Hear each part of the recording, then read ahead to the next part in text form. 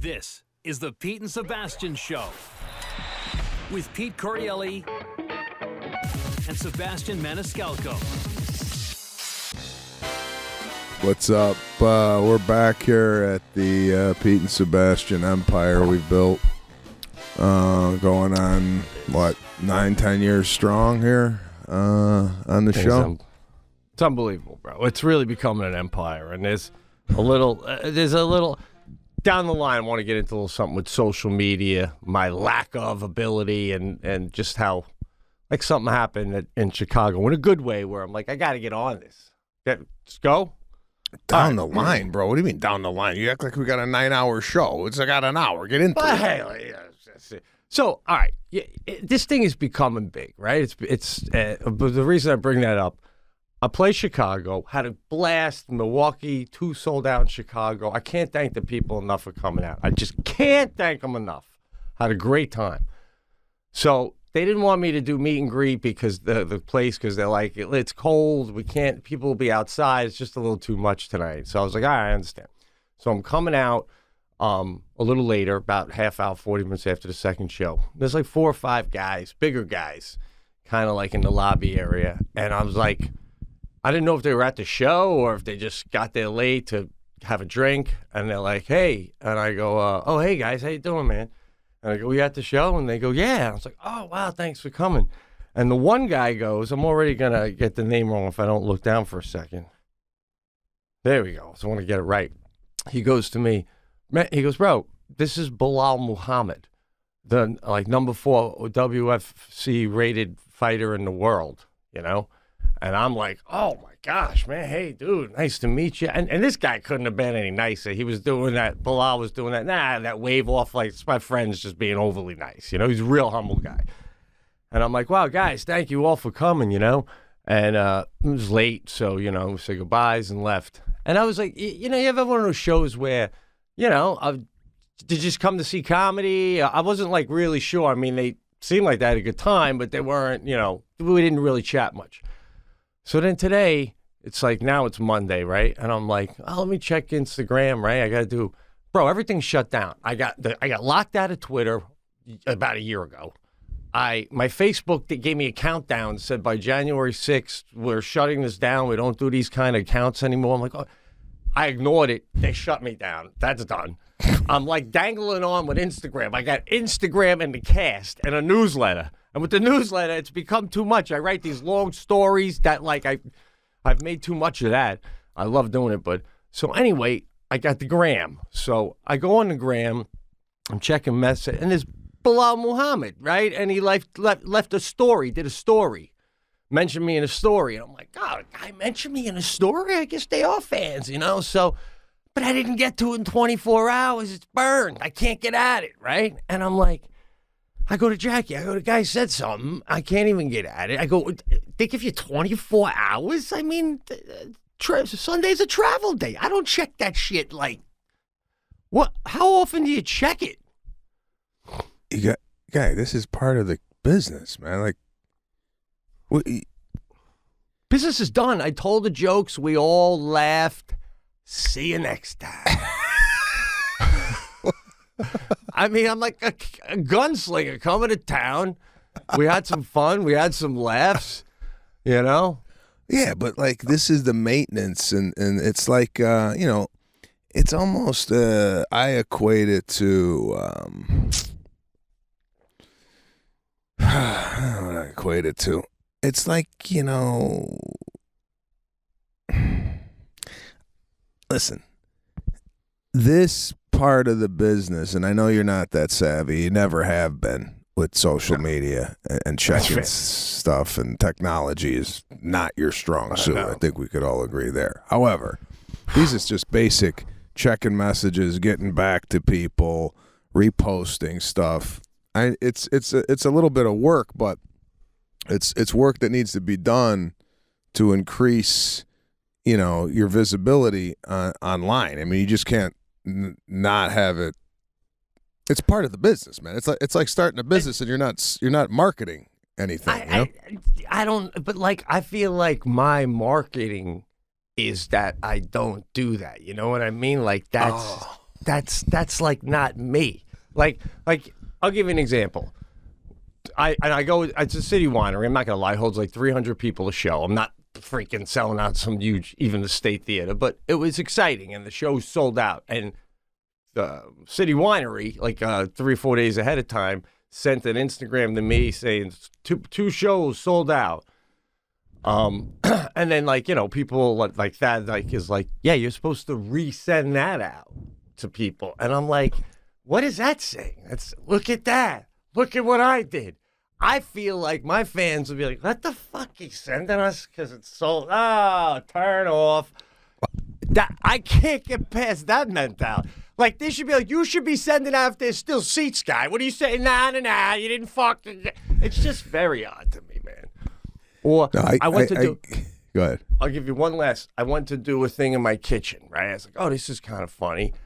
Bro, I must have took 30 minutes to get to it good, And then I show it to Jackie, and she's like, dude, what is up with your forehead? I'm like, it's 50-1. That's what's up with it. I'm getting fillers, guy. I'm going to Rochester. I'm getting fillers, guy. I'm fucking doing Botox. I'm doing it. It's like ridiculous. So, I go, as soon as she said, what's with your forehead, I deleted that. And she's like, you just got to, I got to what? I did it for a half hour. It's done. It's not happening. They're not seeing the, and I do have it. It's the cast. It's with you, bro. This is, you want to get a glimpse of Petey? It's right here. Turtleneck. Who sees that? Who sees that? You're never going to see that on stage, bro. All right. It's not laziness. It's a mental thing. That's what I got to get over. Well, you know what it is, and Michael Jackson, when he first started to, I think it was before Thriller, he wrote a note to himself and said, I'm not going to do interviews. I'm not going to be easily accessible. I'm just going to let my work speak for itself, right? Like there was an elusiveness about Michael Jackson. So when you did see him, it was almost like a treat, like, oh my God, this is unbelievable. He's doing he's doing the Grammys, or even when he spoke to get the awards, it was like, oh my God, that's how he talks. Yeah, you weren't even sure about his casual conversation tone because that is awesome.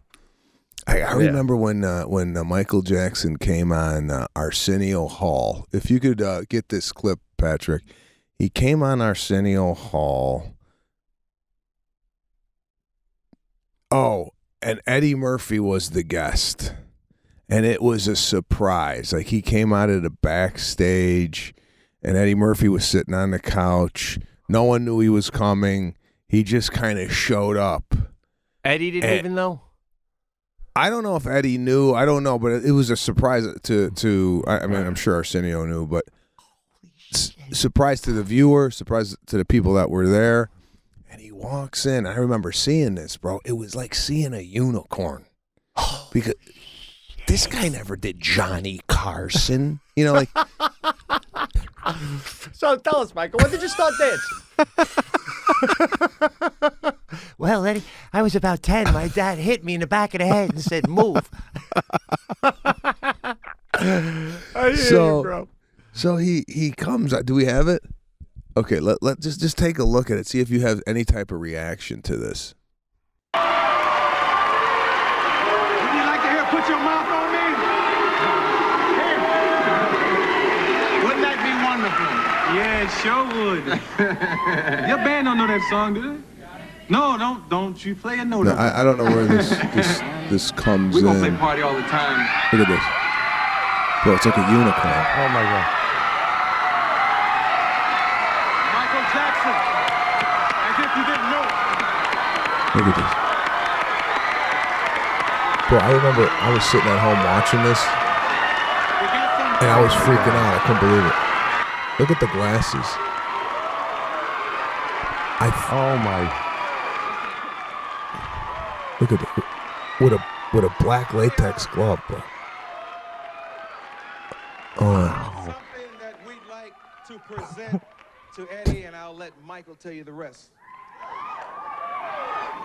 Presented to the king of comedy, Eddie Murphy, the greatest comedian of all time, the king. Holy, bro. Okay. All right. Let's cut that. Michael Jackson could have made billions just reading children's stories. Is that not the most beautiful? This episode is sponsored by Blue Chew. Let's talk about sex. Guys, shouldn't you always be at your best? 2023 is the year to maximize your bedroom performance. Listen up, BlueChew.com. Blue Chew is a unique online service that delivers the same active ingredients as Viagra, Cialis, and Levitra, but in chewable tablets and at a fraction of the cost. Why wouldn't you get this? You can take them anytime, day and night, so you can plan ahead or be ready whenever an opportunity arises, you know? The process is simple, people. Sign up at BlueChew.com, consult with one of our licensed medical professionals, and once approved, you'll receive your prescription within days. Blue Chew wants to help you have better sex. Discover your options at BlueChew.com. Chew it and do it. And we got a special deal for our listeners. Try Blue Chew free when you use our promo code thecast at checkout. Just pay $5 shipping. That's BlueChew.com. Promo code thecast to receive your first month free. Visit BlueChew.com for more details and important safety information. And we thank you, Blue Chew, for sponsoring the podcast. Oh, shit. I mean, that... By the way, that was one of our greatest episodes. I think that was season 4 of the Pete and Sebastian cast. We had a whole Michael Jackson thing after the documentary. We did an hour on it. It was hilarious. But that voice is just as beautiful in talking as it is in singing. If you look at that, when he goes to talk, you could have heard a pin drop in the audience. No one said nothing. There was nothing. Everybody was just going, what's he going to say? And Michael didn't even know what he was going to say. He didn't even have that prepared. He was stunned. He talks so infrequently that he was nervous to talk. You could tell, right? He's like, I'm going to really do this. He'd rather moonwalk around that whole fucking building than have to say 2 sentences. Holy shit. And here's the only problem. The guy is such a unicorn that raw at first wasn't even as huge as it would have been because you assume it's an impersonator. Right? You never think it's Michael Jackson. In a mall, you see someone walking by, impersonator, you know? He would... God damn, I can't believe Eddie Murphy knew Michael Jackson. That's pretty... And he knew Prince? Wow. Yeah, they... So I think, from what I'm gathering, you are taking the Michael Jackson approach to marketing, where if you don't see you live, if you don't see you on the podcast, you just don't see you. Right. 95% of the time after a show, I'll meet and greet. No charge, photos, of course. It's fun. I enjoy it. I really do. If I can, I will. So you got that if possible. If you want to stick around sometimes... You know, I talk a little too much with each person. You got the cast, you got the newsletter, a little Instagram. And now I'm going to do a little more of a deep dive into my personal life via Patreon. I feel comfortable putting it out there, along with your ultimatum. I'm going to get a... No, seriously. I'm going to open up, bro, seriously, on Patreon. Because I feel like if you want to... Those people kind of want to maybe see the other side of things sometimes. You know, they're seeking it out, whereas the other way, just... No, the last time you posted your dog, you know, you walking your dog, I mean, that's that was almost a bit of a unicorn moment where it's like, I don't think I've ever seen your dog. That's what I'm saying, bro. That's what I'm saying. Even when I show you a video, you see some of my house you didn't normally see, you know? I could tell you the thread count of Bert Kreischer's sheets. You know what I'm saying? I don't want. That's just not the. I mean, listen, he's selling out arenas or whatever. I get it. I'm not like knocking all that, but I'm just more of a. My only problem with the Michael Jackson technique is I don't have the body of work that Mikey has.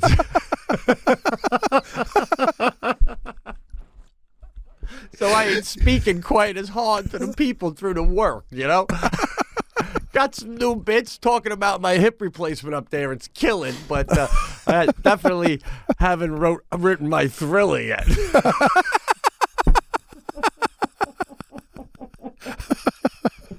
So I'll hop to it and get the Facebook fixed, bro. I'll get on that. What I never even heard of. We don't do this type of Facebook anymore. What kind of Facebook do you got? Where they took it down? I think there's one comedian who's like really high tech with computer stuff. He hasn't liked me for years, and from his basement, he's just got his foot on my neck with all my socials, just shutting my shit down.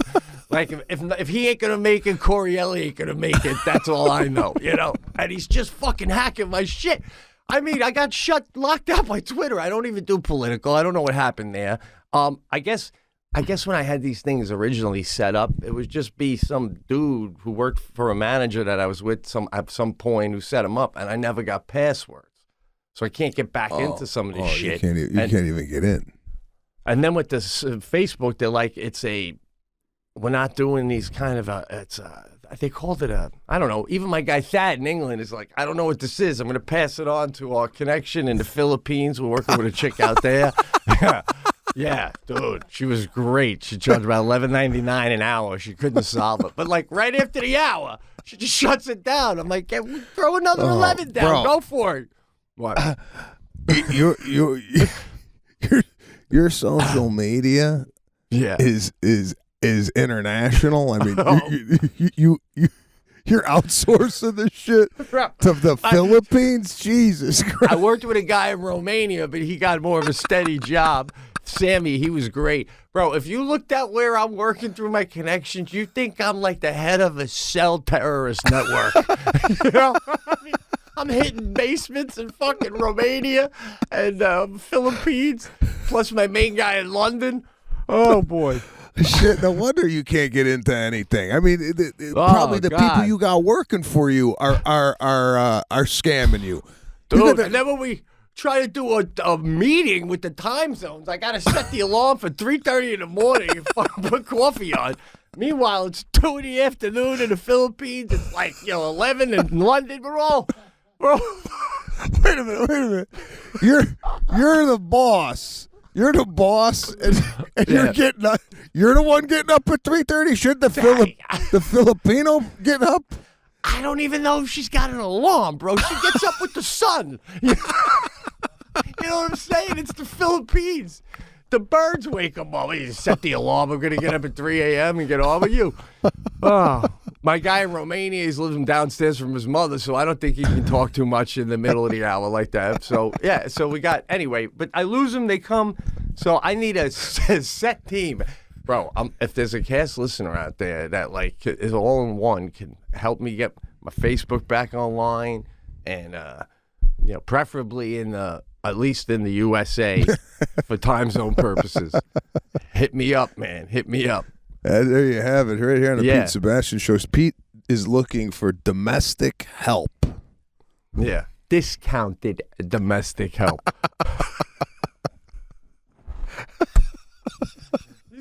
Jeez, I was trying to pawn some of this shit off to Patrick. He's like,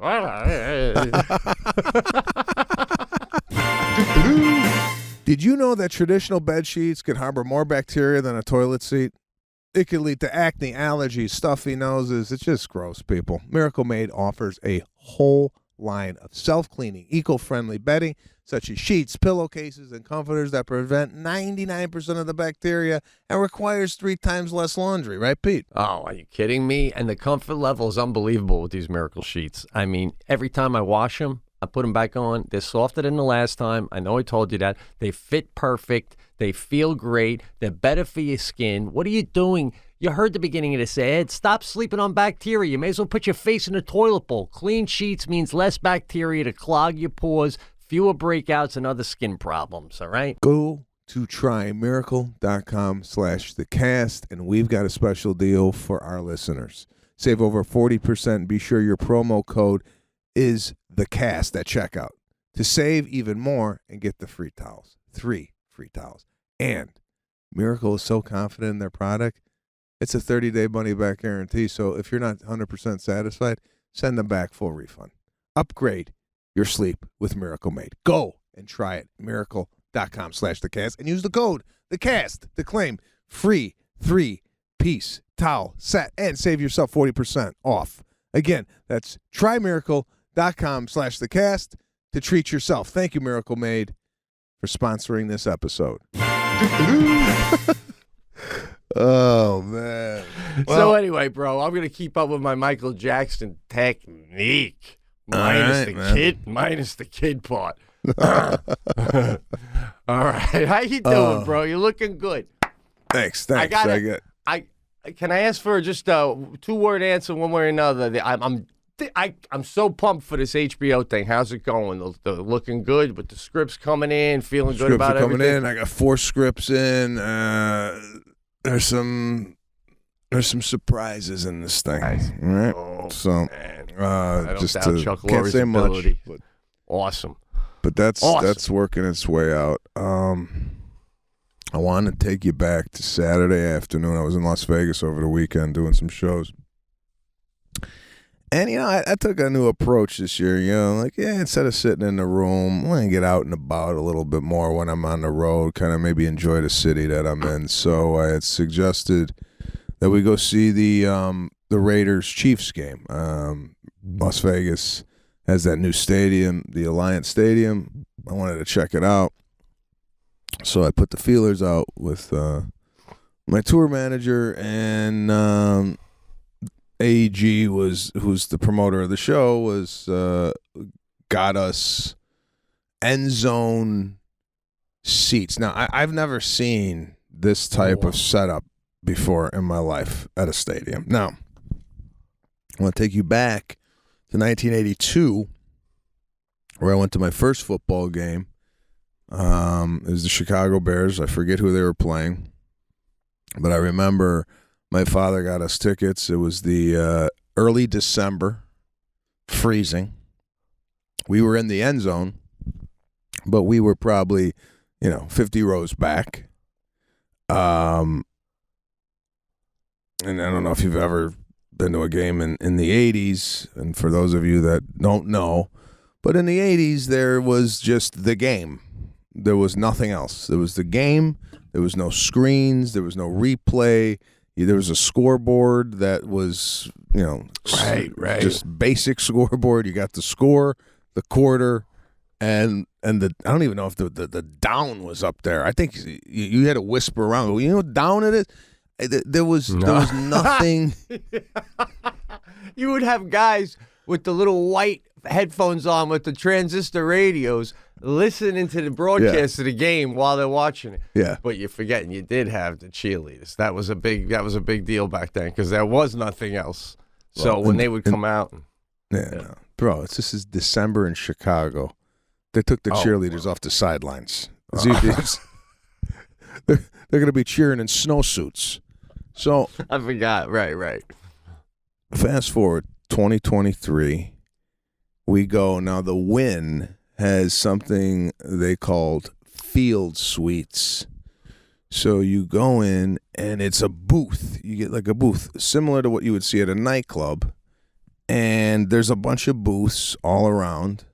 And you're in the end zone. So you're like literally watching the game on a couch with a table, and you got drinks, it's bottle service, and you could order food and whatnot. And it's like you could smell the grass. That's the environment. And I'm looking at and you just how far back from the end zone are you? Is the glass? Would you say like 30 feet? From the back of the end zone to where we're at, I'd say it's 15 yards. Wow, very cool. So you're right there. Yeah. Right? Actually, Patrick, do you have, just to give you an idea, or give the listeners an idea of what we're talking about, I'm going to send a picture, Patrick, and actually it's going to be a video. Let me send you this. I love our pre-production. We do pre-production right in the middle of the show here at the Pete and Sebastian show. A lot of people have this shit locked and loaded, ready to go. We do it on the run. I just sent you a photo, and I'll tell you when I want that photo. Anyway, so So I go. We sit down. Oh, and by the way, after the game ends, where we're at, because it's an outside where you can watch the game, and there's an inside, which is a bar, and you could sit at the. It turns into a full-blown nightclub. After the game ends, where we're at, turns into a nightclub. Wow. Yeah. So, sitting there, and I'm not drinking. I got shows, so I'm just pounding some water and whatnot. And the guys next to us, Kansas City Chiefs fans. By the way, I never understood this. And the Raiders in particular. So when you go to a Raiders game, historically, Raiders fans have, it's almost like entering a gang. They got that reputation, yes. Yeah. It's like going into a gang war. Now, me, and I doubt you do this too. Maybe you're a little bit more vocal than I am, but I know you don't do this. If you go to a Buffalo Bills game or a Jets game, right? Do you wear anything on your body that might indicate to anybody else in the stadium that you're rooting for the Jets? I don't, but I will not go to a Yankee game without wearing either a shirt or a hat for the Yanks. That's like, I don't even know how you get in without wearing something. But with football, no, because like, what am I put a jersey on? I ain't throwing the jersey. I don't have a Jet hat. So on Sundays though, I'll wear my Jet T-shirt underneath everything. All right. You do this once a year. You have a problem with this. That's what guys do. They wear the stuff. Women do it too. Go team. They lock it in. They wear it up, and you always have a problem with it once a year, man. Well, here's my problem with this with this game in particular. And by the way, when I go to a game, I don't have any paraphernalia on. All right, and yeah, you don't even know who I'm rooting for. All right. Oh, that sums up your personality to a T. You know, like one team will score a touchdown, and you're just doing an eyebrow rub, and we don't know if that means you're so excited because you just took the lead, or you're like, oh, we got to come back to do it. I love it. I love it, dude. In the privacy of my own home, right, when I was watching the World Cup, I made, I was cheering, I was up and down, I was screaming, and I was yelling. When I'm in a public setting, all right, there's none of that because fear of retaliation from the opposite team's fans, all right? Right. There's plenty of stories out there where people are exiting. I think I've talked about this before. People are cheering, people are exiting. The next thing you know, they're paralyzed from the neck down, right? Yeah. Because they got in a fight in the parking lot because they were wearing the opposite team's jersey. Okay? And I'm going to give you an example of how I diffused a possible brawl.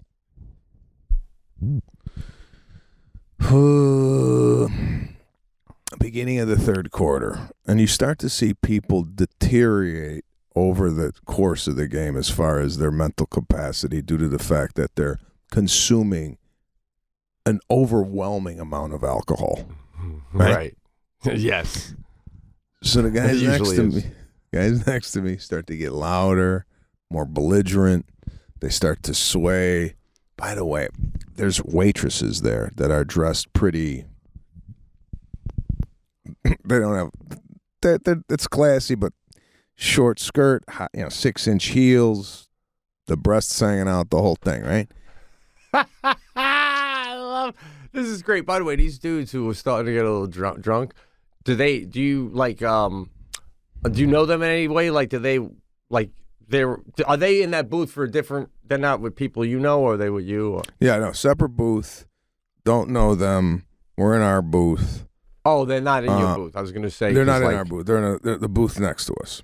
Because if I was in your booth and I didn't know you, after I'd go, hey, nice to meet you. After 4 beers, I'd go, bro, when you were told you're going to do a movie with De Niro, you must have been like, oh my God, what's Bobby like? Well, I would have been annoying, loving you like as a fan, but annoying.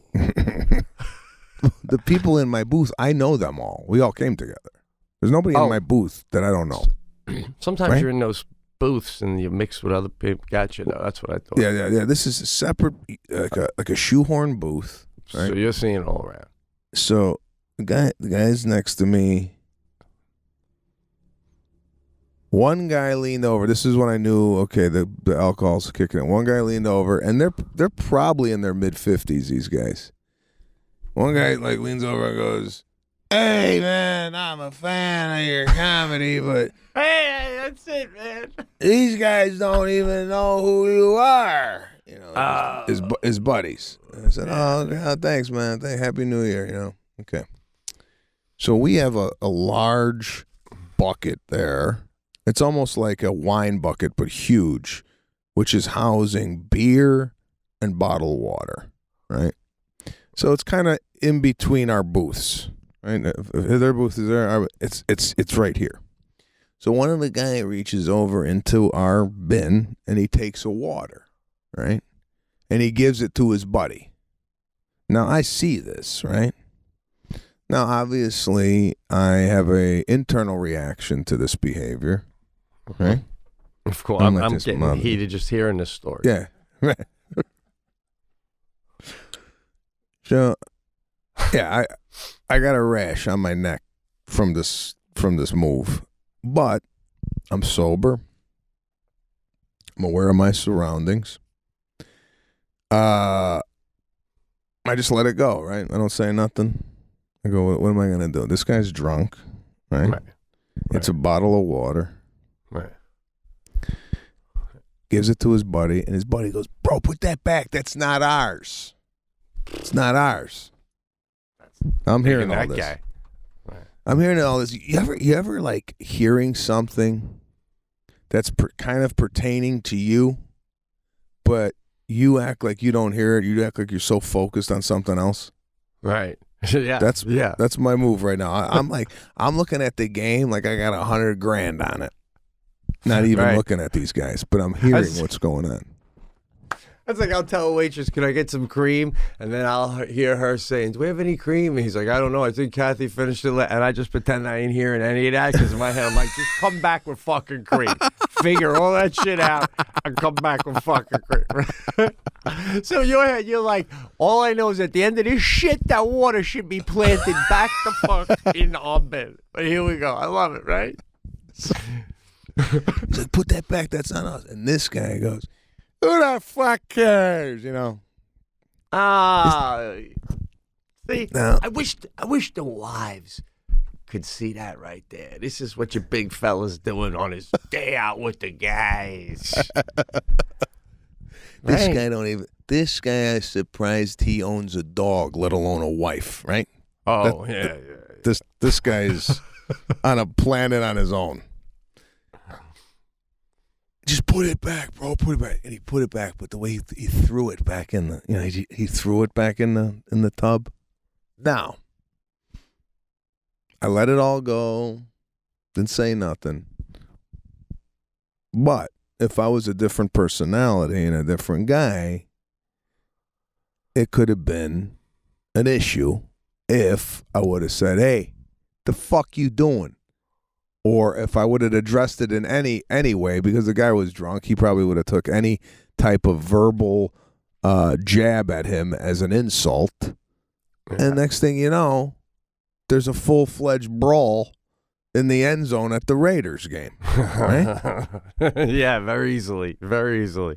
So, "Bro, you splashed me. You threw it back in. You splashed me. I didn't splash." Easy. Just like that, man. Right? So I'm figuring, just like your social media approach, this technique that you got, this Michael Jackson elusive technique, right, which is the opposite of what everybody else is doing, I feel. It's also the opposite of working.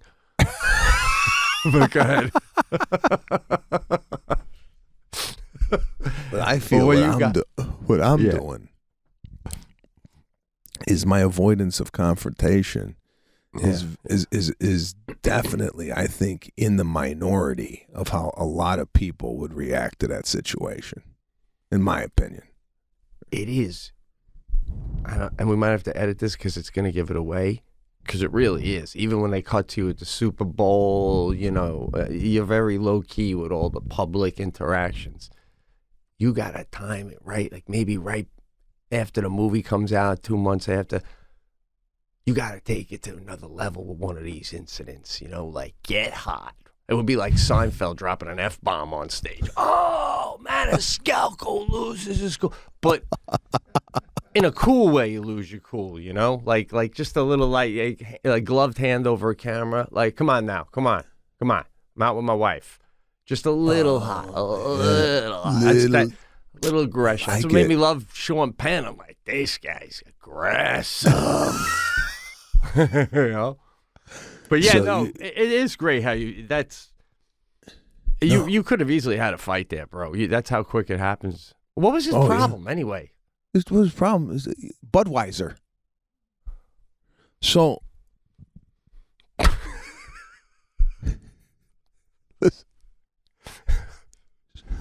Budweiser.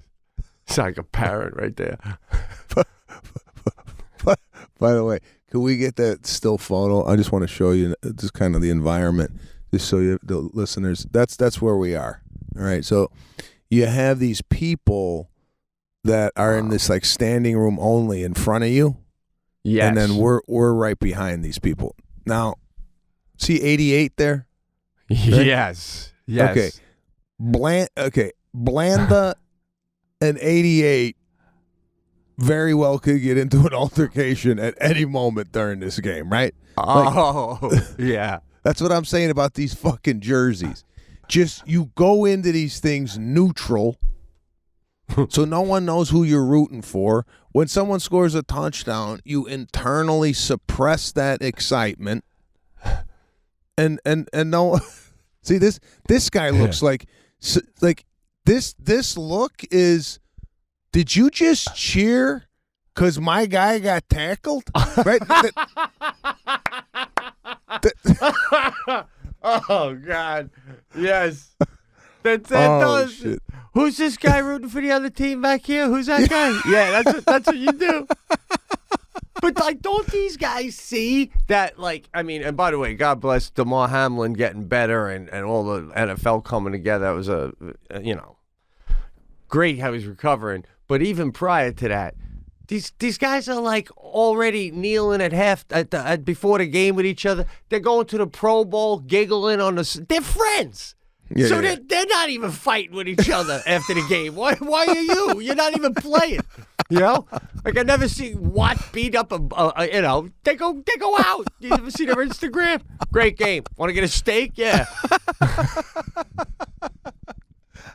Oh God, you're right. I know. Like the fans are more adversarial than the players. So you're never gonna have a player go to the fan that punched the other guy in the tunnel on the way out, wearing it. Way to go! Keep beating them down. It's like it's unbelievable, dude. Yeah. So we got that right, and then I pulled the third quarter. After the third quarter, we leave. Yeah. And then I'm looking around, and everybody's still there. For what? They don't have a show that night. Why would? Why that's their thing. That's what they're doing. They had to do that. Why? Was it a blowout? Yeah, I mean it was a blowout, and it wasn't a close game. But I'm like, I don't want to leave with just masses of people. Right. All right. I mean, it's got to be an unbelievable game for me to stay till the end. Now, what if this would be a dream in so many ways? Italy, USA, World Cup final, and you have some sort of a VIP right down up close, 100,000 people at the stadium, and it's going down to the last second. So I'm there. You're there. Bro, I could see you turning to the people you're with going, you'd start up a barbecue, get a tent going, because I'm not leaving till every one of these motherfuckers are out. It's You either got I that leave right. I'll either leave at the third quarter or I'll leave when they're sweeping up the seats at night. Yeah, you'll be leaving when the guy's putting the broom down, going home. You'll be walking out at the same time. That's great. So man. I gotta say though, and I mean it's very kind to whoever set up the seats and all that stuff, but I think I'd rather have a seat in the stands if I was going to see that game. I mean, you were far away watching a game in the back of a parking lot. Yeah, I tell you, I'd rather sit in the stands rather than those seats. It's a different experience there. I mean, you actually see and hear what these guys are saying on the field, and you could actually see the size of these guys, which is just... You're allowed to be out where those guys were standing? The picture you showed me. Yeah. You could go in there, but they can't come back where you are. Yeah, I could go in there, but they can't come back where I'm at. So when you were where they were, that's how you could hear the players, but you can't I hear didn't them even go there. I didn't even go in that pit. I didn't go in that pit. But you could smell the grass. You could see the guys. The guy's like 6'8", and you could just say that, geez, that guy's enormous. But as far as a viewing experience for the game, I don't recommend an end zone seat. I don't care how close you are, because you're right.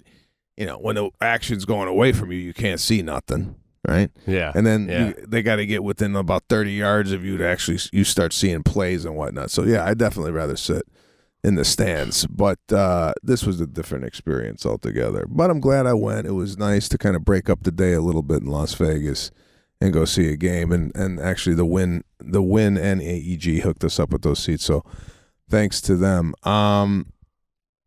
So yeah, man, that's really awesome. Yeah, I gotta tell you. And by the way, when you were in Chicago, did you go out at all? Enjoy the city? Like when you go into these theaters, are you running solo? Like, are you just show up like it's a club? Yeah, like there's no other. I'm not a big enough operation. I don't like travel with an opener and stuff. And even if I had an opener, it's too much of a commitment. Is there an opener? I get them where I go, or they send me some clips, and local. So it's lonely the way I go about it. But this time, I drove. I don't normally drive, but I had a show in Milwaukee the first night, and then 2 in Chicago. So I said to Jack, I'll drive to Milwaukee, do that show, stay in Milwaukee, and then go to Chicago. Man, I don't know what I was thinking, because when I left my house and did a hard Google, it was like 8.5 hours to Milwaukee. And I said to Jack, I thought it was like 6 to Chicago and like 7 max, 7.5 to Milwaukee. So luckily I went the night before. So I actually asked Patrick to put this up. This is where I stayed on my way to Milwaukee. Had to do a stop at like 10 o'clock at night in Elkhart, Indiana, with the Roo. You're driving in the middle.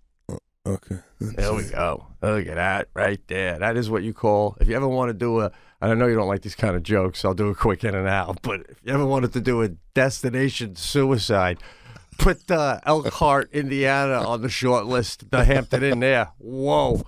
Not the town, no offense, folks. I don't know what's going on the inside of the town, but the outskirts. By the way, that ain't my Hampton Inn, Patrick, but thanks for looking it up. What? A destination suicide. Holy shit. I never even heard such a thing.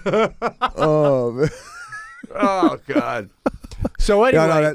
No, listen, that hotel, the outside of that hotel is what you see on the 5 o'clock news. This is where the murder took place. That's the outside picture that they show. That's it. Ladies' hair's blowing in the wind, and it was about 5:30. So, but no, it's funny. I don't do anything, man. Then I go to Milwaukee, by the way. Never been before. I did a quick in and out with Regan one time, but never went there to headline or anything on my own. I gotta stop getting my rooms through. I do Orbitz, and like I don't necessarily for the cheapest room, but I go through Orbitz. So I pick. It's called the Plaza Hotel in Milwaukee.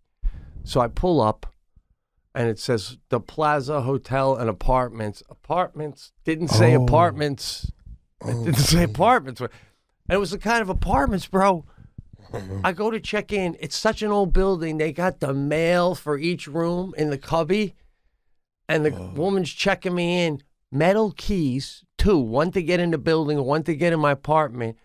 Guy comes in, old guy. He's like, hey, Carol. She's like, hey, Ken, how are you? I'm like, what the fuck? Shit. Well, Yeah. bro. Yeah, that's it. And my every room on my floor was open with the hinges off, gutted with Irish guys doing construction. I couldn't even understand them. They're right over there. I mean, literally, I thought they were going to peel a potato in the hallway for lunch. And I was the only room that was not being used. I was trying to take a day nap from my night in Elkhart. And these guys are in there. So, yeah. Well, just to give us a sense of like what that costs a night, could you give us like what a room there goes for? I believe that was coming in at 112. At least we can find a receipt.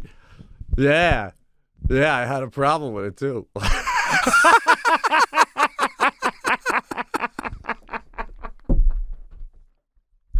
They're like, bro, for 112, you're lucky you had hot water. Dude, I got to be honest. Sometimes the places all right, with tax, the total price was $132.30. All right, but this is the type of place where for parking, where you go and you're smelling other people's food, like. Oh, like, yeah, what like, you know, when the you whole go floor was under renovation, thank God. Well, I mean, but yeah, there were guys coming in with groceries and shit. I'm like, oh God, got to get out of here before he starts making his stew for fucking dinner. Yeah, but the guy was in slippers. You know what I'm saying? Oh God. Because, and there's the last thing I'll say about the road. I am so out of my city game, like, because I lived in New York City for 23 years. I was unbelievable dealing with everything, right? I pull into Chicago early the next morning, Saturday morning. I don't know. It's like 11 o'clock. I'm low on gas. I think it's called Federal Street. I'm coming down Federal Street. It's a gas station. So I pull in, and right away the guy comes up to me, the gas station guy. And I know, like in Jersey, you can't pump your own gas in Jersey. Most of my family lives in Jersey. That's one of those states. If you try to pump it, they go, you can't do it, get out there. So the guys come over. I'm like, oh, I guess, I was like, oh, you do it? And he's like, yeah, give me a credit card. I give him the credit card, puts in. I'm like, hey, just give me 20, just enough to get out of the city tomorrow. That's all, And then he's like, zip code. I give him my zip code. And I'm standing there with him because I'd already gotten out of the car. And he goes to me, hey, man, are you going in to get something? And I'm like, I don't think I am. No, why? And he goes, can you buy me a pack of Cools? And I'm like, wait, this is the guy that works there? Yeah, pump my gas. I'm like, what the fuck? I never had a gas station attendant ask me to buy him anything, let alone a whole pack. And the fucking guy works at a gas station, comes out, he's like, get out of here. He doesn't work here. He doesn't work here. It's a fucking guy living on the street. I give him my credit card, my zip code. Bro, all I have to say is the attire between a homeless guy and a guy who pumps gas. It's very similar. You know what I'm saying, usually? So, oh, God. The guy's like, yeah, he don't work here. He just does this shit all the time. And, oh, God. I'm like, God. I couldn't believe I didn't sniff this a mile away. You know what I'm saying? I know, bro. This guy passed your shield. You're normally piped in on that stuff. Well, it's like the same way you're never going to see a deer coming down the street in the middle of Chicago. You're never going to have a homeless guy come up to you and Fredone you and try to pump your gas for you. So I mentally hadn't wrapped my head around it. You know what I mean? Oh, shit. God. So anyway, but yeah, when you went to the game, though, when you got back, how did you feel about getting back to the hotel, was there a little bit of like, I didn't give myself enough rest time. I'm kind of tired. I should have been napping sooner. I did. That was crazy what I just did. I did have a little of that, like, guilt that, I went on, it's 3 o'clock, show's at 7. I'm a little tired. Let me get a nap in. I did have that, but, I mean, it wasn't that bad. I mean, it was, you always think of that because when you go out and you do something, then you come back, you don't want to be kind of rushed getting in the shower and getting down there. You kind of want to take your time. But I think I left myself enough time to get ready for the shows. What else? The porn awards were in town, in Vegas. All right. Oh. So you had porn, and you had the CES, which is the electronic thing, right? Now, you could kind of tell there's like I mean, even though it's Vegas and women tend to dress a little seductive in Vegas, right? Yeah. There's like there's a porn look that kind of trumps all that, like it's just you could tell some of the porn stars. Now, even Vegas was deep Vegas this weekend, if you know what I'm saying. Deep Vegas. Now, I want to go back to the guy in the booth looking at the girl who was waiting on our table. And I don't know if you've seen this before, but the guy, again, probably mid-50s, overweight, drinking. And, as a guy, when you see a girl like that, you just take a glance at it, right? And then it's like, all right, she got, big tits or big ass, whatever the hell it is. And that's it. You just kind of see that, and that's that. You ever get these guys that like gawk? This guy was sitting there with a beer, and if you're the girl, this is how he's looking at her. Like he. Oh my God! Like he's dreaming of what he would do. That's the look he's got. You can just. It was so bad that I think that, and again, this is things that I'm not even looking at the game. I'm looking at the dynamics of what's going on between this guy, her. So now I watch her walk away, right? She's talking to a guy with a headset on, right? Shortly after that, this guy, he's about 6'3", 300 pounds, right? His arm was about as big as my torso. Comes in and tells that guy, you want to move over there and get back into your booth, you can't stand here. So what I noticed with this guy with the gawking, she probably noticed it. And she told her manager called security came over. My question to you is, how embarrassing. Do you think, and I know you got to be doing this too. I got a friend in Chicago that does this. Like it's called like situational awareness in the world of Krav Maga, where you're taking in your surroundings. A lot of military people do this, or police, or what have you, where they go to a game, but they're assessing what's going on around it. That's why I think that I'll never be surprised by anything that's happening around me, because I'm always anticipating something breaking out. Do you do this? I do, but my concern is I'm anticipating, like I find myself looking even in the store, but I don't know if something that did happen, what I'm gonna do after that is gonna like what was the point of looking around if you were gonna pussy out and do that? I don't know what I'm gonna do on the back end is all I'm saying. I like to say I'd do that, I'd go that way, I'd go out the thing and go out the back. But would you? I don't know. But so Little stuff like that too, though. You're looking to see, all right, if they start fighting, I don't want to be near that, and like you. But Yeah, you do like- it. You do it like Secret Service level guy. Well, that's what I'm kind of talking about. And what prompted this, too, is I found out this weekend, I had no idea this was going on.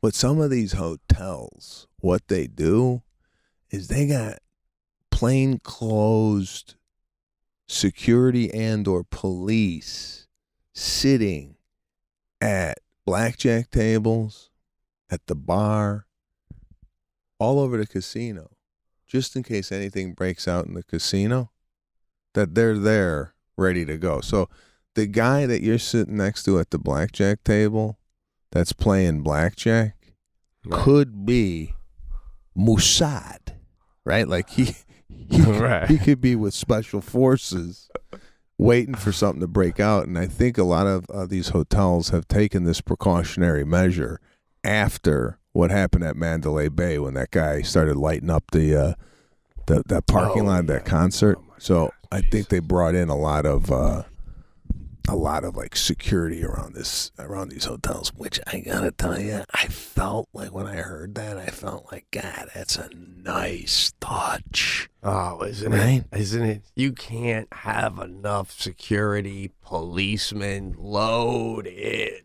up, protection.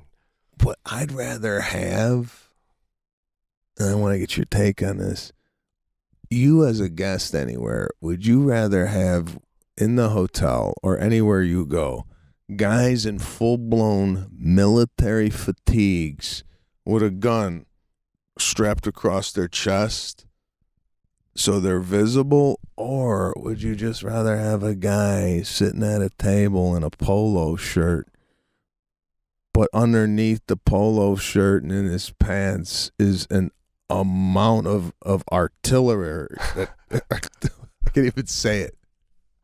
I know it's just What is it? artillery. Artillery. Right? Right. Would you have it hidden or do you want to see it? That's the thing, though. I would pass the guy in the polo shirt, and all I think is, oh yeah, that guy ain't gonna help me if something goes down with his little polo shirt on. Like I wouldn't know that. I wish I would know. Like when you're someplace and you see security in suits with the thing on the ear. Mm-hmm. I feel like this place is on lockdown. You know what I'm saying? But if I don't know they're there, then like listen, give me a good old fashioned man and a woman in blue. Just give me a cop in the lobby with a cup of coffee. I dig that. All right. Here's my take. When you check in, right? If they told you, thank you, Mr. Correale, for staying at our property, just so you're aware, during your stay, we're going to have about 23 plainclothes police officer and or Army personnel in the pool area and within the casino. They're fully armed and they look like anybody else. Just want to make you aware of that. Or would you rather go in the casino and have, like I said, people walking around in military fatigues? Like, what would you feel more safe? Oh God!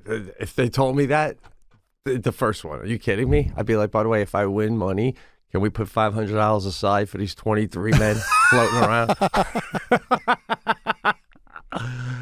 Yeah, because not only you feel safe, now every time you can walk by a guy with nice slick back hair who's from like the Poconos, but you think he's one of the guys. You're like, thanks for doing what you do.